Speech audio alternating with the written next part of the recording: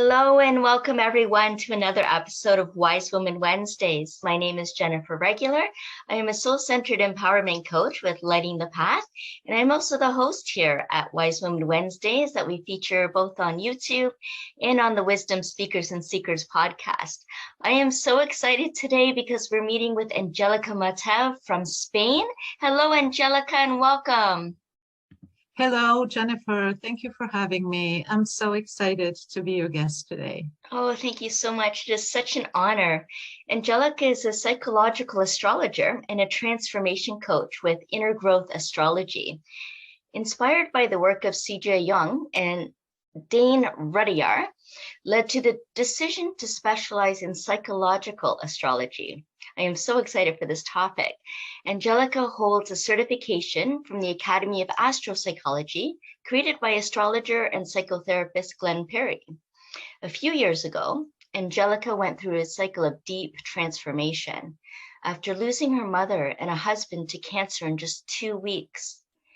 With the help of her spiritual gifts and the empowering exploration of the inner world with astropsychology, she was able to overcome the devastating pain of losing loved ones and focus on rebuilding her life. At the age of 51, she met and shortly after married the love of her life, started her own business, and has never been happier. Angelika believes every person and every story are a precious gift from the universe and come with great potential for amazing discoveries, growth, and personal evolution. I'm so excited to have her today to share about psychological astrology and the power of self-discovery. Angelika, you've been through a lot. Yes, I'm so excited to dive in and hear you share about the transformations that you went through, that personal evolution and growth that often initiates us healers and spiritual workers and spiritual teachers and wisdom keepers, because as I'm sure you're aware, as we journey through life, it's really a soul journey and it's a bit of an adventure, isn't it? And we have different assignments along the way that teach us and inform us about who we are and how we can navigate life and what's most important for us, and also what we most stand for in life and what supports us in living the best kind of life, one that's fulfilling and nourishing and productive for us, but one that also can uplift humanity when we realize that in truth, we are all just walking each other home. So thank you so much for being here to share your story. And how did you become interested in astropsychology? That's not a common one. I know so many astrologers, but astropsychology sounds like the ultimate. So tell me more about that. Okay, well, thank you so much, Jennifer, for this beautiful introduction. And yes, I am always excited and happy to talk about my journey, but most importantly, connect that with how this amazing discipline, psychological astrology, has helped me, and also what it can be delivering and doing for people who are on their own journey of self-discovery. So I've always been in love with astrology since I can remember, and I studied on my own and with different teachers. And the more I learned about astrology, the more I realized that this is a sacred system of knowledge, a precious gift from the universe that is giving us so many answers. However, I also realized that the mainstream astrology that people are most familiar with doesn't really do justice to the vast potential of astrology to be our guide and to help us understand who we truly are, connect with our core essence and our true self, and find that wealth of personal power and knowledge that could help us heal and grow and evolve as people in a way that would be absolutely authentic. as opposed to any other forms of learned or just repetitive ways that are not always applicable to our own personality and to what we need to discover and to resolve. What I mean by that is that there are many different ways and therapies and self-help techniques for which I have great respect, of course. But I believe that when a person is dedicated to truly get to the deeper level of who they are, a more personalized tool is needed. And this most personalized and unique tool is our birth chart, because nobody else has that birth chart on the planet. Is uniquely ours, and it represents this beautiful blueprint of our soul that can reveal so much about the psychological structure of our personality, the drives, beliefs, and motives that are actually determining our choices and decisions, which in turn become manifested as events and people and naturally unfold as our life and story, right?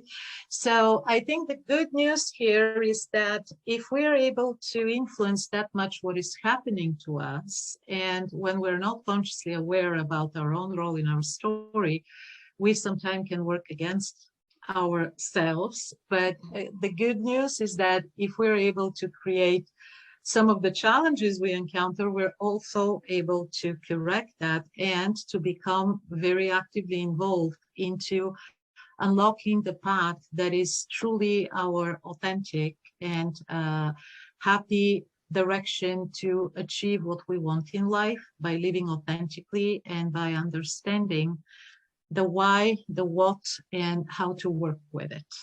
And yes, this is what the birth chart can definitely reveal through an analysis from a psychological perspective. And I can give some examples, of course. Please, yeah, share some examples. Okay, well, again, there are a lot of misconceptions in traditional astrology, and sometimes it's, normal. I hear people say, oh, I'm Gemini and he's Gemini, so we are the same, right? And that is so not true. But I mean, this is the surface level understanding. And also people think that astrology, the purpose of astrology is predictions. Again, very, very limited understanding of the role of astrology. And predictions are, of course, something that astrology can be used for. There are predictive dimensions of the horoscope that through certain techniques that astrologers dedicate themselves to, is possible to derive some meaning from transits and calculations in the chart about the person's life and fate. However, I believe that the real value lies into the potential of astrology to bring to conscious awareness what has been held out of our inner vision, that we're not really connected to, and that we're not really understanding those hidden to us motives, emotions, and beliefs that we are using to operate from, but we are not understanding the root cause, the underlying reason why we act in certain ways. And what I mean here is that it's possible through certain messages that we receive in our formative years, usually in childhood, because yes, there is a lot of introspection involved and retrospection too, going back in time to make some connections.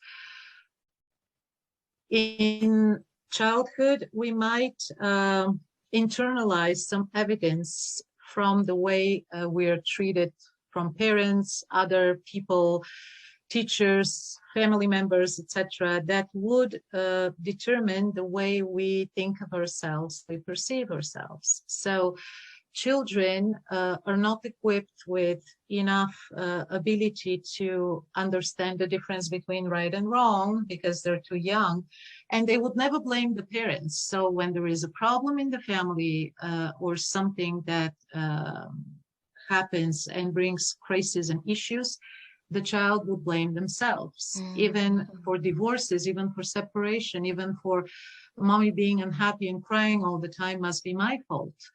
And that could be seen in a birth chart through a special placements and positions and configurations that indicate the way a person has internalized the mother figure and certain events that happen in childhood that directly could wound their sense of self-worth, and they might see themselves as undeserving of happiness and love and wealth even.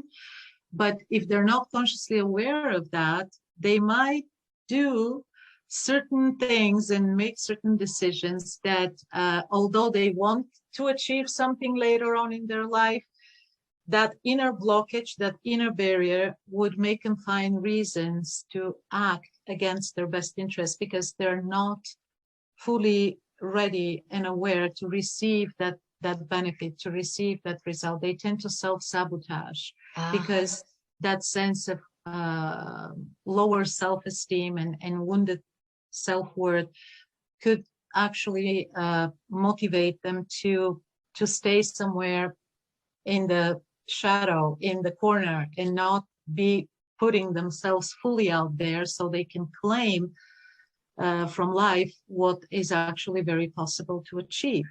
And that creates inner tension, inner conflicts. And of course, this person feels a bit lost and confused because on the one hand, they want something. On the other hand, something happens always that would prevent to accomplish the goal they have. So working on the surface level wouldn't help. Through the birth chart analysis, it's possible to identify what kind of narrative and self-talk this person is using on a regular basis to convince themselves what's right and wrong to do. And from there, all of their actions are actually determined by this inner dynamic reflected in the birth chart, and would describe also and would determine as well what kind of partner they would be in a relationship, how they would pursue career, what's their relationship to money, prosperity, and abundance, what is their parenting style, how do they take care of themselves or not, how ready they are to use their spiritual gifts and connect with their own greatness and step into their light. So all these are questions that my clients, bring to our sessions together, and we explore the different layers of their personality, always in connection to their actual story. Because again, there is this saying, character is fate.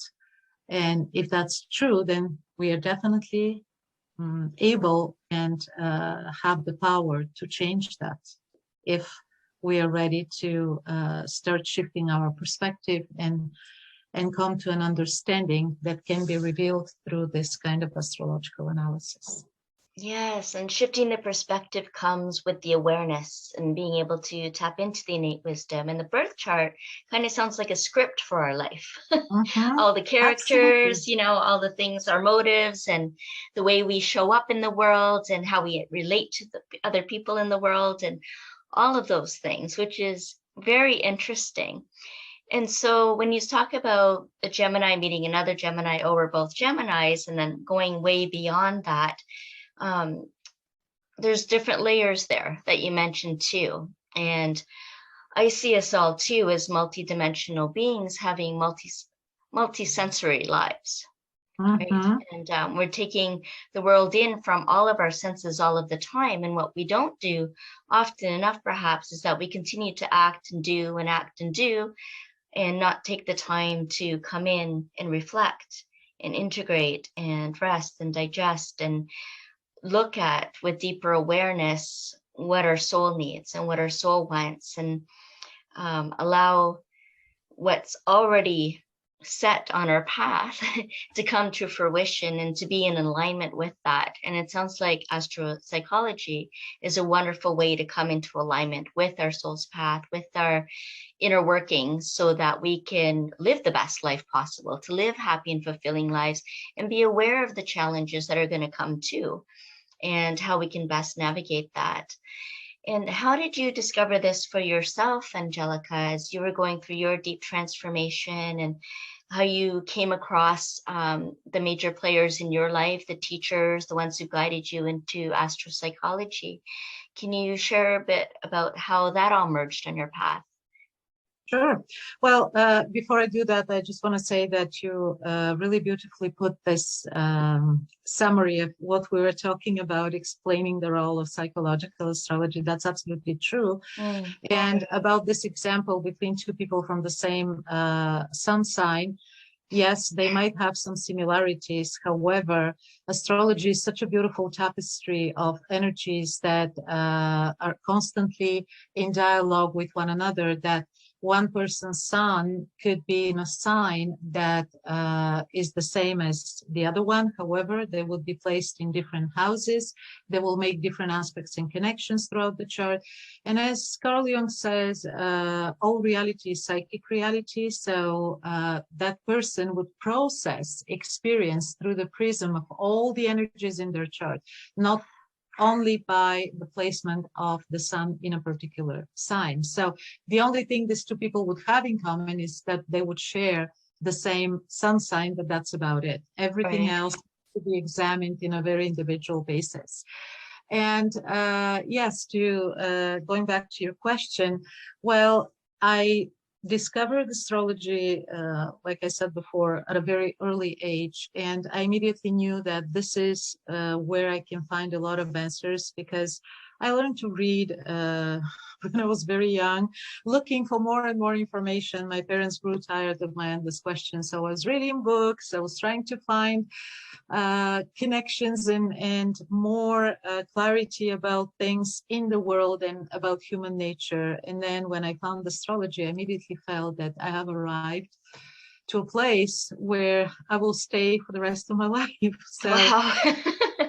yeah, I kept, reading, self-study. Then I was introduced to a teacher who gave me the foundational principles of astrology, along with many other components, because astrology is best understood when we add other analytical components from human history, from personal experience, from very easy to check and connect and see facts from the natural world, from the social world, because astrology is not something out there. Astrology is within us and is, by extension, the symbolism of astrology can be discovered everywhere in the natural cycles, in the seasons, in our own human experiences and activities. So it's fascinating how it can be all connected through that sacred principle of correspondence between, macro and microcosmos, because we're all part of something bigger, and it's impossible to look at things in a fragmented way and find an explanation. So I was learning, along with astrology, history, philosophy, different esoteric traditions, symbolism, to be able to understand all that better. And then I discovered the work of Carl Jung, of course, which, again, is absolutely fascinating to me, that part of analytical psychology and the archetypes. And I thought that there must be a connection between this and astrology. And then I was fortunate to discover the work of Dane Rudhyar and Liz Green and many other prominent astrologers, then discovered the program of my mentor, Gwen Perry. And I was so lucky to learn from so many great teachers that allow me to get to the really deep levels of interpretation. And I was doing this not just as a hobby, but as my lifelong passion. I changed countries, jobs, marriages, but the one thing that remained a constant in my life was my time with and work with astrology.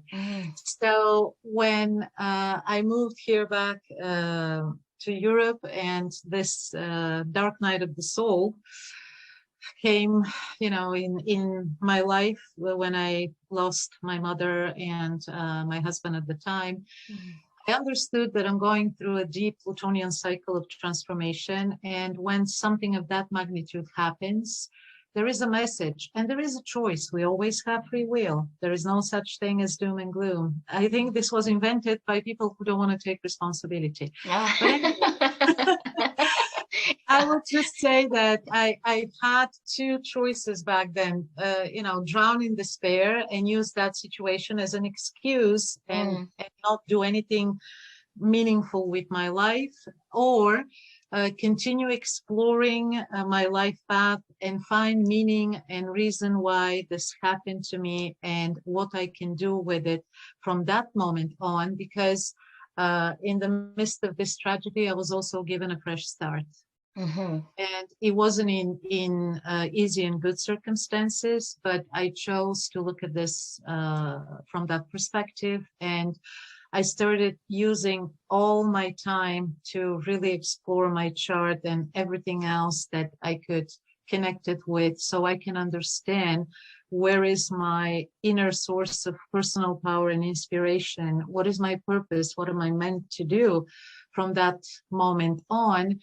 And of course, I started taking care of myself, not immediately because I had to go through a process of grief, but in those heavy, empty, and really painful nights without my family, my companion was astrology and my cat. So yeah, I was able to keep myself together and keep learning, of course. And I realized that there is so much I already know, but there is much more that I can still learn and add to it, so I can turn it into my own system of knowledge and use that to share with other people, dedicate my work and my energy to this kind of service. And the minute I made that decision, I felt extremely happy for the first time in many months. Yay. So then, and my personal life changed. Of course, I guess that was a response from the universe that is always happy to comply based on what we sent out as intention. And because I was determined to rebuild my life,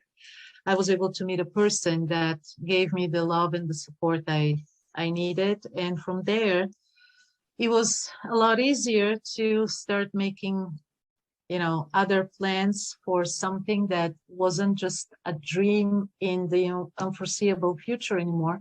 It was becoming a possibility and a reality. So I created, my practice, which I decided to put together as a system that combines astrology, psychology, and coaching with the focus on transformation. And I created a program that I am currently using to work with people and help them on their own journey. And I have to tell you, if I go back, I'll do this 100 times over, although it wasn't easy, just so I can get to where I am, because I feel in alignment with my purpose, with my abilities. And it's just the life that I wanted to create. So grateful and hopeful that more people will understand how important and how powerful they actually are. Although it's not very easy to focus on that thought, but we are, like you said in the beginning, when you introduced me, I believe we are definitely able to that kind of evolution and transformation. And we might not all be on the spiritual path, but without realizing it, living every day, caring, sharing, loving those around us and other people too, is by extension spiritual work.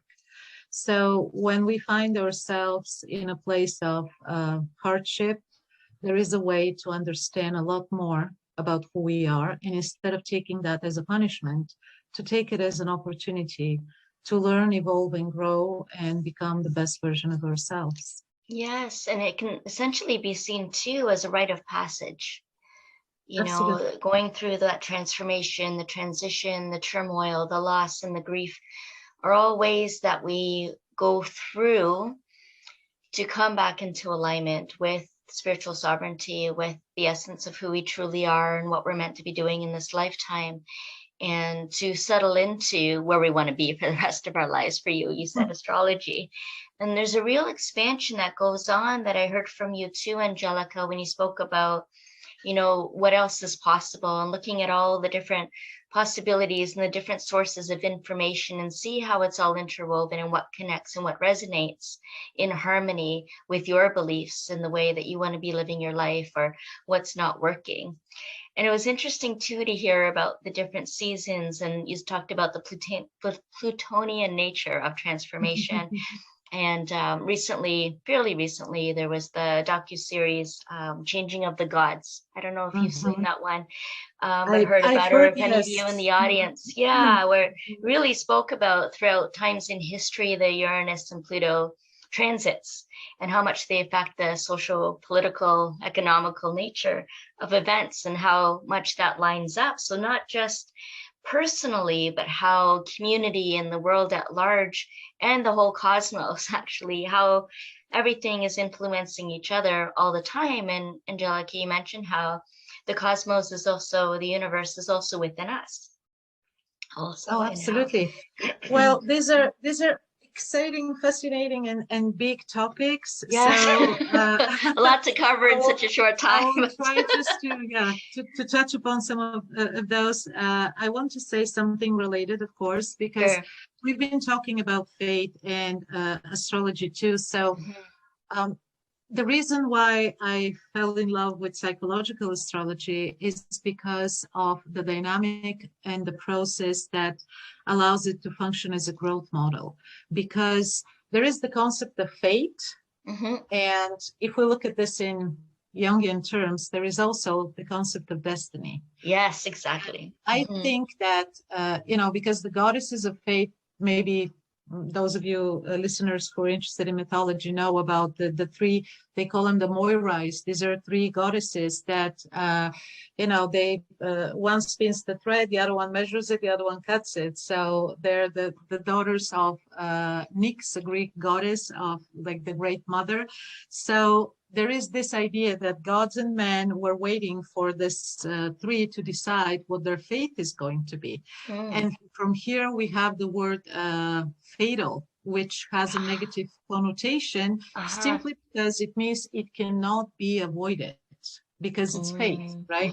And the concept of traditional astrology being a lot more deterministic, although it has its own merits, of course, is that it can announce something which is in the chart that is not possible to change. We can change everything about ourselves, appearance, gender, even beliefs, but we cannot change the birth chart. So if we look at this from a deterministic perspective, the birth chart is the fate, meaning the hand we're dealt at birth. However, what we do with that is our destiny. Yes. And this is what psychological astrology focuses on, because it empowers us with the understanding that we are in charge of using what we came to this world with and make the most out of it. Instead of being passive recipients and victims of circumstances, we can just decide, this is what I have and this is what I'm going to do with it. And I'm going to follow my path and purpose and do the most of my life. So because of that, I believe this is, the power, the healing, the actual transformation that this approach allows. And about Pluto, one of my favorite, actually, elements of astrology, I can probably talk about that for a week. We'll have another session. We'll do another interview.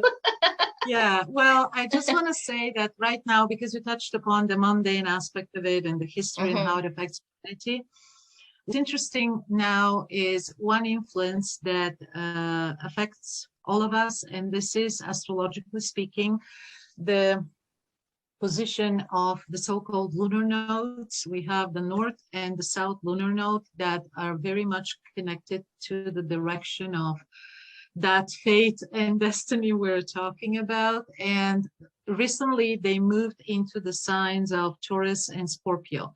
That is an axis that connects the two signs. So the north node is currently in Taurus and the south node is in Scorpio. Now that has different meanings and messages for each person based on their chart. However, collectively, there is something very clear being said here. With the south node in Scorpio, we need to learn to let go as humanity, everything and anything that is no longer serving us, as prejudice, hate, and negativity, antagonistic reasons to go against, each other. So Scorpio brings that also purging, purification, the psychological and physical purgatory. See, they all start with pur, kind of, right? This is true. Pluto, purification, right? Yeah. So when the South Node is there, that means whatever the past has on us that is holding us back and hasn't been processed or has been suppressed and repressed, because Pluto and the 8th house in the chart are the realm of our personal shadow. This is the personal underworld. So now collectively, we have the South Node in Scorpio, which means that we have to really do that inventory and do a lot of cleansing in order for the healing to begin, because Pluto, along with Chiron, they're wounded healers. But Pluto has the ability to inflict the wounds because of its nature, but also to heal them. So before the healing begins and we're able to connect through the other extreme of the axis to Mother Nature, because that's Taurus, right? We need first to do that release of negativity, of toxicity at individual level, in our relationships, as community, as humanity. It's time to definitely work on our values and priorities. That's what Taurus does as well. And we have Uranus there that is revolutionizing our idea of economy too. We're going to have to learn new ways of making money, what really matters, how we produce, how we distribute, how we consume. And other things will become more important than just accumulating goods and things and stuff, because we will have to learn to focus on what nurtures the soul and the spirit as well, not just the body. I'm so glad you mentioned all that, Angelika, because there's people that have a tendency to blame the government for things. And what you just described is that there's bigger forces, higher powers that play here, and it all oversees everything, right? That's true. That's true. It doesn't necessarily exonerate the government and other institutions that have their own. Some work through them, yes. Right. But stir things up. Just, there is this bigger frame work, and this bigger context in which are happening, and then the rest, of course, are layers of engagement and responsibility. But it's extremely important to be aware, and awareness brings that knowledge, and knowledge truly is power. Information truly is light, because the minute we are enlightened and illuminated by an idea, it's like entering a dark room. You flip the switch, there is light, and you're no longer afraid. So that's why knowledge and self-discovery through what the birth chart can reveal are actually the best and most personalized ways to find some answers and to finally, break the negative repetitive cycles of experiences that makes us unhappy and we want to change. But change always starts within. There is no outside force or method that would change our reality unless we're willing to do the journey within. And then once this transformation within is achieved, then events start to happen in alignment with that inner reinvented person. And I think this is the miracle of life, because we do project and we do invite and we do teach people, life, and the universe how to treat us, and we get the feedback. If we're not happy with the feedback, the narrative, change the story, right? Right. It reminds me too of the kind of the transformation I went with my book title. I was only 10 when I started conceiving and conceptualizing, writing short chapters in a book that I thought would be called When Society Determines Your Destiny. And many years later, and much growth and evolution took place from the age of 10 until 30 years later when I actually published a book, but it wasn't When Society Determines Your Destiny. Instead, I called it Embrace Your Power, a healing journal of self-discovery. I love that. Yes, a healing journal of self-discovery, because you're absolutely right in everything that you shared, that to move away from, fate and the idea that someone else decides for us, and to embrace your power and recognize that you have the choice to determine your destiny, to be able to make conscious choices once you become more aware and have that inner growth and transformation that happens, to really step into that and to embody your truth, activate your soul's calling, and move forward in that if you choose to. And when you were talking about the letting go is so important right now in the purification. Reminded me of a Zen proverb that says, let go or be dragged.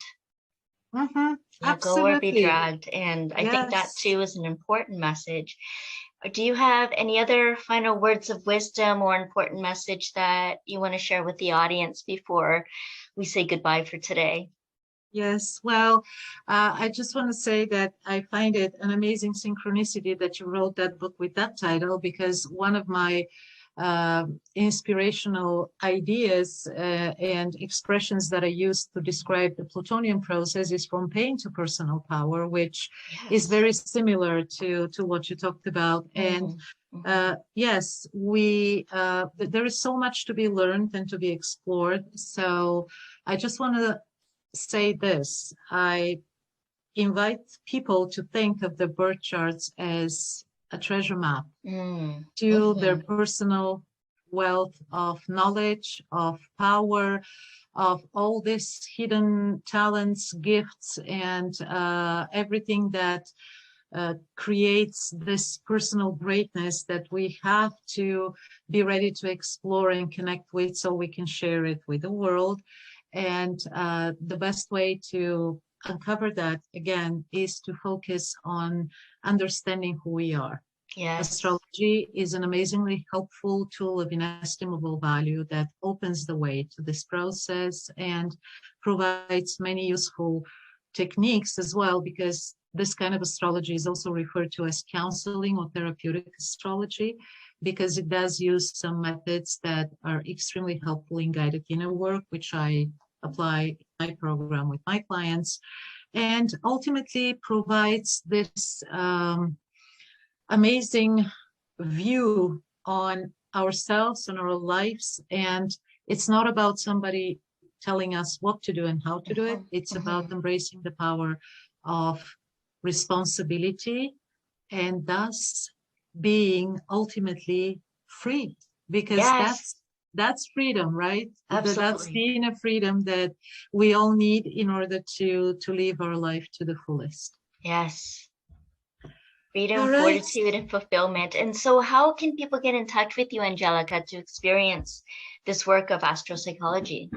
Yes, well, my website is the best place to learn about my work and services. It's angelikamatev.com, like my name. If there are any notes under the show, then people can see. Yes, we'll provide a link, absolutely, that people can click on and get in touch. Yes, I have the a work with me page that describes what I do, and I'm also working on some new projects that would include more teaching of astrology versus that other program that I offer right now is individual work, and I'm planning on doing more. So yes, on Facebook and by email, there is a contact form on my website. I'd be glad to connect, and I'd love to talk more about my passion. And thank you so much for giving me that opportunity, and hope to hear from anyone interested to learn more about astropsychology and how they can work with it. Thank you so much, Angelika. I really enjoyed our time together today, and thank you for tuning in all the way from Spain. I'm in the west coast of Canada, and it's so wonderful how we can connect with this in this way. And I honor each and every one of you that have been watching and listening. Thank you so much for joining us today on Wise Woman Wednesdays. We'll see you again next time. Bye for now.